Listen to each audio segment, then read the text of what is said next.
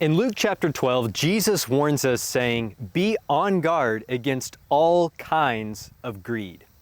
Typically, we associate greed with the elites of society or the politicians who seem to feed off their hands. But Jesus speaks these words to a man with a legitimate concern. His brother stole all the inheritance. Now, Jesus doesn't simply tell him, let it go.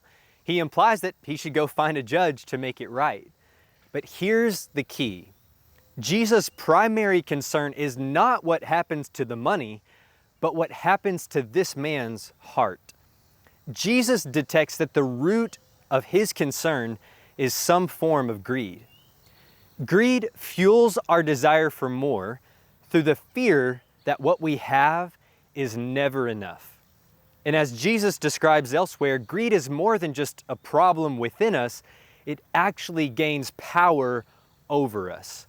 Like a false god, it promises to give us the self-worth, the security, or the satisfaction that we long for. But Jesus' warning couldn't be any more clear. He says to both the rich and the poor, life is not found in the abundance of possessions. So, how can we find the blessed life? Well, by following the way of Jesus, who goes on to say this, "Fear not, O little flock, for it is your Father's good pleasure to give you all the kingdom. So sell your possessions and give to the needy." Greed says that everything I have is from myself and for my own good. But life is found when we realize everything I have is from God and for the good of others.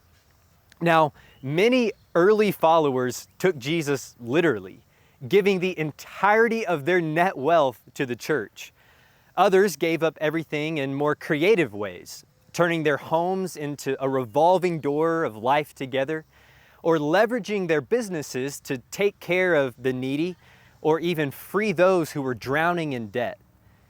We say we want to follow the New Testament pattern, but for the New Testament church, giving was about so much more than simply keeping the lights on or even supporting the preacher. It was about sharing all things in common to the extent that it says, there was not a needy person among them.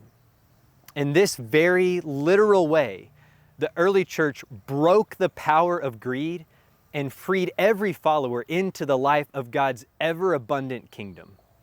And amazingly, our Father's good pleasure to give us all things comes true when all things are freely shared in common between us.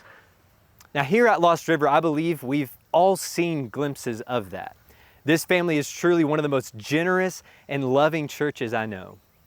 But let's strive all the more to follow in the footsteps of our Rabbi Jesus, who lived by this most fitting summary of his life.